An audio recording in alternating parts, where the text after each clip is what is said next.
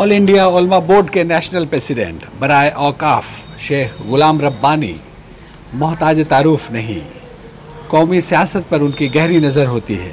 उन्होंने अपने एक इंटरव्यू में लोकसभा चुनाव के सिलसिले में रोशनी डालने के अलावा वज़ीर आला ममता बनर्जी से नवन्नों में जाकर अपनी मुलाकात के बारे में भी बताया।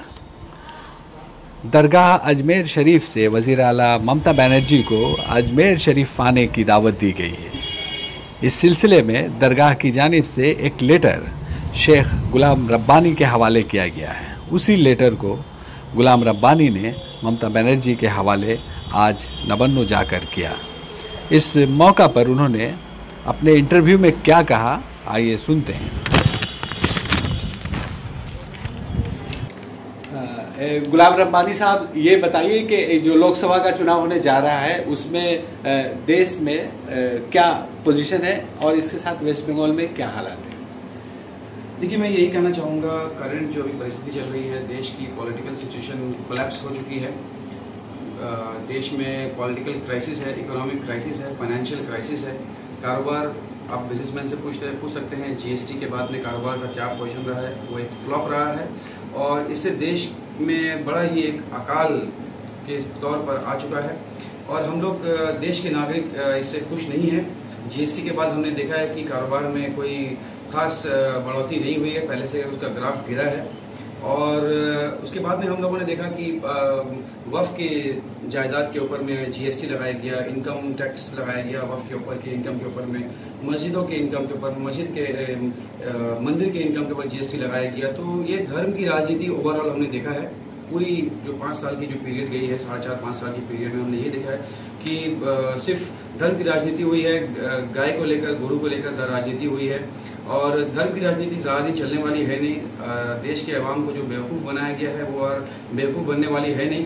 तो आने वाले वक्त में जो अभी हमारे जो आने वाले अप्रैल महीने 2019 में जो इलेक्शन डिक्लेयर हुआ है, तो इसमें उन लोगों को एक क्लियर रिजल्ट मिल जाएगा और उनको पहले भी मिल चुका है। 5 स्टेट में उनको जो धक्का लगा है, उनको इसे समझ में आ जाना चाहिए कि अब उनका पैकअप का टाइम हो चुका है।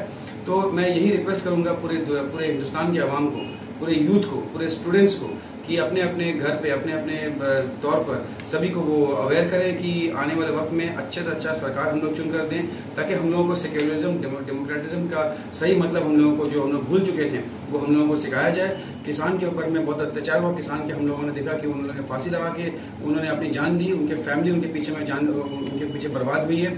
विमेन सेफ्टी का दावा किया गया था, लेकिन हमने देखा कि इस 5 साल की पीरियड में विमेन के ऊपर में ज़्यादा मॉलेस्टेशन, ज़्यादा रेप और ये सब चीज़ यहाँ पे हुआ है।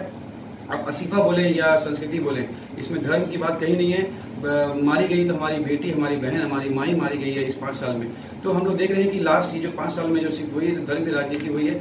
और बंगाल में अगर आप देखें, आप लोगों से मेरी रिक्वेस्ट है कि बंगाल में जो आज डेवलपमेंट आप देख रहे हैं, ये सिर्फ और सिर्फ इसका पूरा क्रेडिट मैडम ममता बनर्जी को जाता है, क्योंकि उन्होंने इंडिविजुअली मैडम जिस हिसाब से जो परिस्थिति खराब यहाँ पर मैं गए गुज़श्ते सालों में यहाँ पे हमने देखा था बंगाल में हुई है, उसको बहुत ही खूबसूरती के साथ आप खुद देख सकते हैं। रास्ते पर आप निकलें तो रास्ते में कितना अच्छा तरीका का डेवलपमेंट हुआ है, सड़कें अच्छी बन गई हैं और जो हमारी माहौल है, यहाँ का माहौल बहुत अच्छा, एक खुशगवार माहौल बंगाल में बना हुआ है। एक सेक्युलरिज्म का मतलब बंगाल से समझ में आता है।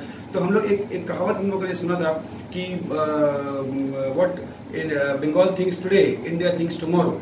तो ये वाकई में सच्ची बात है। तो हम लोगों ने देखा है कि मैडम ममता बनर्जी के सिखाए हुए रास्ते और उनके जो बताए हुए रास्ते पर हम लोग चलने की यहाँ पर पूरी कोशिश कर रहे हैं। और पूरे बंगाल के अवाम को मैं यही कहना चाहूँगा कि यहाँ पे जो भी सीट, जो भी और पार्टीज़ के यहाँ पर में है, वो इस बार पूरा क्लियर हो जाएगा और इंशाल्लाह ताला रहमान हमारी पूरी दुआएं उनके साथ में है। हमने अजमेर में भी गए थे, वहाँ ममता बनर्जी और उनकी जो बनाई हुई यूनाइटेड इंडिया फ्रंट की जो उन्होंने ये जो फ्रंट तैयार किया है, उसकी पूरी जीत हो, इसकी कामना हमने अजमेर में ख्वाजा साहब के दरबार पर रख कर आए हैं, वहाँ पर मन्नत करके आए हैं। और हम लोग फिर यहाँ पे 19 मार्च को शेर शाह बाबा रहमतुल्लाह अलैह के जो यहाँ दरगाह है आसनसोल से कुछ दूर में दिशागढ़ बोल के एक जगह है, वहाँ पे एक मज़ार है शेर शाह बाबा रहमतुल्लाह अलैह, वहाँ के मैं प्रेसिडेंट हूँ। वहाँ पे भी हमने और मैंने मुनमुन सेन के साथ में वहाँ पे कामना की है और वहाँ पे हमने चादर भी चढ़ाया है और हम लोगों ने वहाँ पूरी जीत की, हमने यहाँ जो ममता बनर्जी और उनकी बनाई हुई यूनाइटेड इंडिया फ्रंट की जो जीत है, हम लोग वहाँ पर कामना करके आए हैं। और यही है अभी करंट जो अभी यहाँ पर पॉलिटिकल सिचुएशन चल रहा है वो एक ख़राब है। तो इंशाल्लाह ताला रहमान हम लोग देखेंगे कि आने वाले वक्त में 2019 में जो भी हम लोग की जो इलेक्शन होने जा रहा है एक अच्छा रिजल्ट हम लोगों का आएगा, जिसमें हम लोग फ्यूचर में देखेंगे कि कोई भी जाति या धर्म की राजनीति जैसे यहाँ पे नहीं हो। अच्छा, एक और खबर शहर में गश्त कर रही है कि आज आपने रवन्नो जाके वज़ीर आला ममता बनर्जी से मुलाकात की है, तो किस लिए आपका वहाँ जाना हुआ? आज हमारा वो सही बात है, हमने आज रवन्नो वहाँ गए थे। वहाँ एक्चुअली मेरा जाना इस सिलसिले पे हुआ था कि अभी जब हम अजमेर गए थे तो वहाँ से जो ख्वाजा मोइनुद्दीन चिश्ती रहमतुल्लाह अलैह की जो वहाँ दरगाह है अजमेर शरीफ में, वहाँ की जो 17th जनरेशन है ख्वाजा मोइनुद्दीन चिश्ती रहमतुल्लाह अलैह के, उन्होंने ख़ास तौर पर मैडम ममता बनर्जी का दावतनामा मेरे हाथों मैडम ममता बनर्जी को भेजा था। तो हमने वहाँ पे उनको लेटर वहाँ पे सबमिट किया है और इंशाअल्लाह ताला रहमान हम लोग उम्मीद करते हैं कि मैडम ममता बनर्जी अपनी पहली फुर्सत में वहाँ पे जाकर उनसे बाबा से आशीर्वाद लें ताकि उनकी पूरी जीत यहाँ पे हो। अच्छा, आखिर में आप लोगों को क्या पैगाम देने, चुनाव के सिलसिले में क्या पैगाम देना चाहिए? मेरा पैगाम यही पहले क्लियर है जो हमने पहले आपसे कह दिया था, और मैं मीडिया के थ्रू ये भी कहना चाहूँगा कि जैसे दीदी अपनी एक मीटिंग में कही थी कि अच्छे दिन एक बार मोदी के बाद दिन, तो ये चीज़ हम लोगों को अब सच करके दिखाना है। और अप्रैल में इलेक्शन है तो अप्रैल में अप्रैल फूल भी है, तो हम यही रिक्वेस्ट करेंगे सारे आवाम से, पूरे हिंदुस्तान के आवाम से कि 2 फूल से बचे रहें, एक है अप्रैल फूल और एक है कमल का फूल।